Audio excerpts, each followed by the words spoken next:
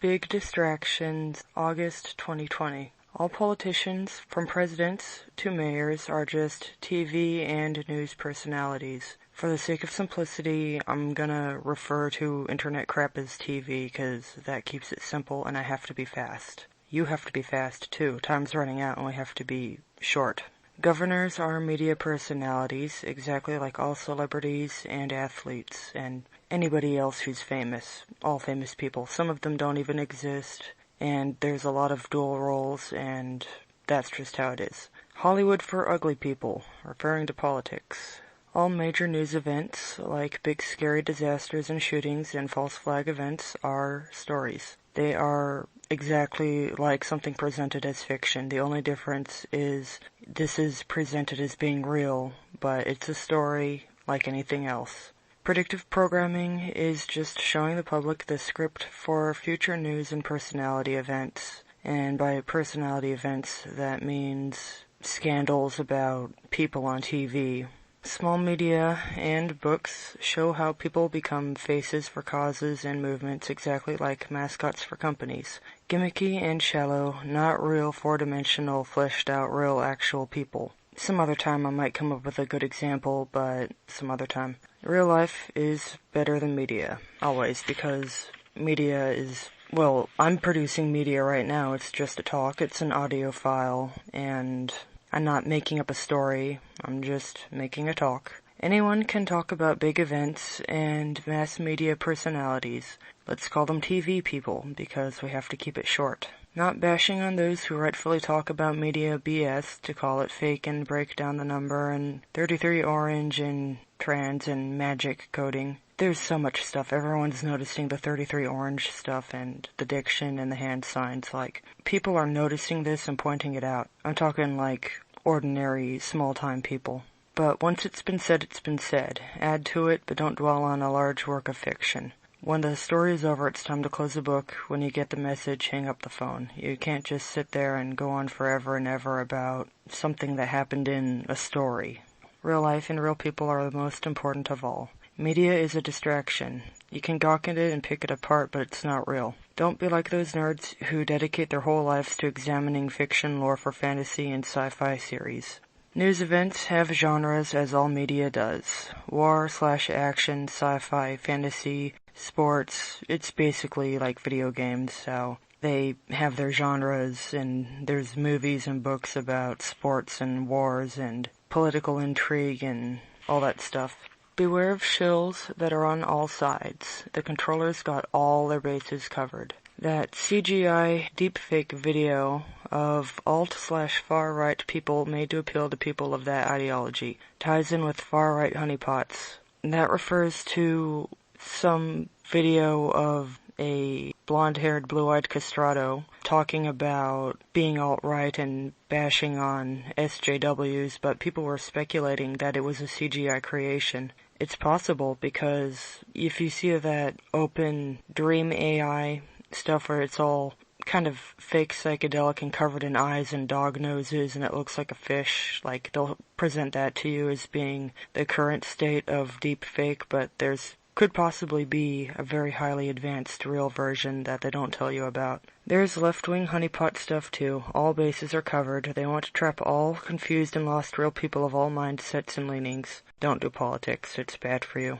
The only winning move is not to play. Don't do politics. It's all rigged. Even office and high school politics are a sham. All popularity is a sham. Bread and circuses. They want to keep everyone looking at screens or media instead of real life. They never ever show real true people in major media, very rarely sometimes in zero budget, extremely local stuff. They might show a real woman or a male being a freak. You could probably think of a few examples like Cosmo Wright or Narcissa Wright as one example. Real life women can be successful in local business, but they won't be given media publicity beyond newspaper and extremely local news. And when I talk about newspaper, I also mean, the same thing on the internet, just a newspaper website. When an event happens in Washington, for example, and it gets news-wide coverage, but all the different news companies in various other states have different details not present in Washington coverage of Washington event. I don't have energy, but there are examples of this, but I have to move on. Random thing to consider. COVID-19 social distancing, 6 feet.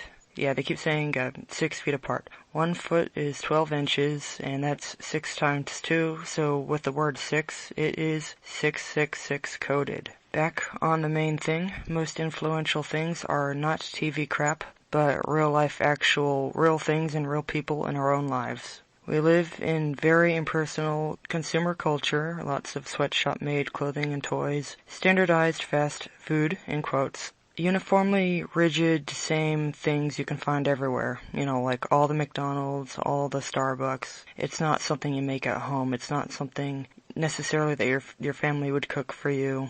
And this is normal. How often do you know about people making their own food, clothes, toys, tools, buildings, etc.?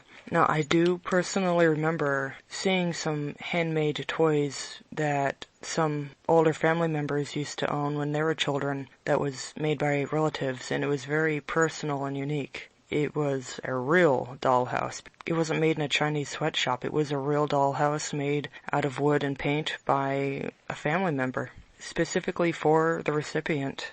Often people that make or receive stuff made from scratch are made fun of and seen as poor and inferior. Yeah, these people do tend to get targeted for mocking. It's like the people mocking them, it's like they've been paid by companies that outsource to China, except they're not being paid. But it's like they are, Mass-produced shit is regarded as superior and standard.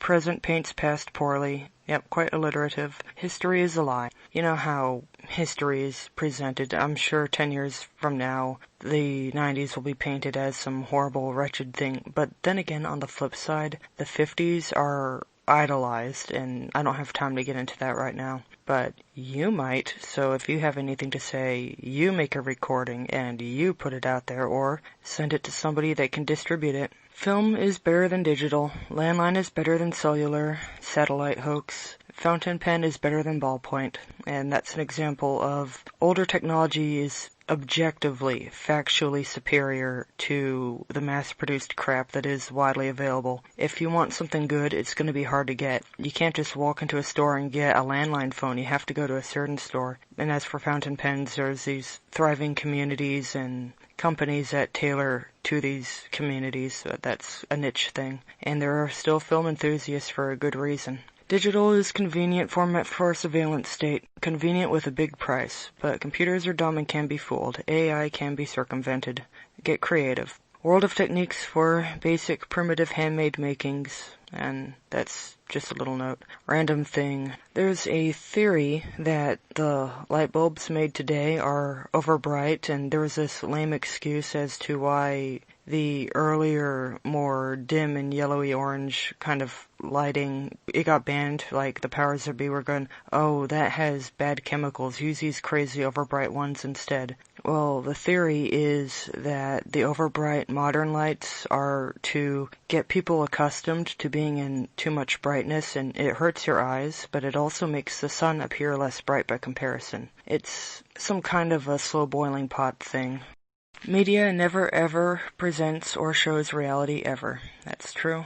Beware of controlled opposition shills. Learn transvestigation and recognize voices and key phrases. 33 orange, trans, and goat words. You must know transvestigation. People give themselves away all the time. Always, they reveal themselves. Diversify content. Media wants to limit and distract all people. When you talk about TV and news, you're not talking about real life probably, except to compare and contrast. There's lots of things to talk about in real life, daily personal lives. The personal stuff applies to all real people. It connects us all. We can build bridges by talking about real life things and not just TV and media. But it can be a starting point. Alright, that's the end of that section.